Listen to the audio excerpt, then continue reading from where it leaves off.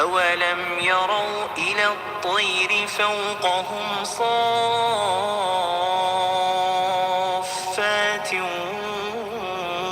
ويقبضن ما يمسكهن إلا الرحمن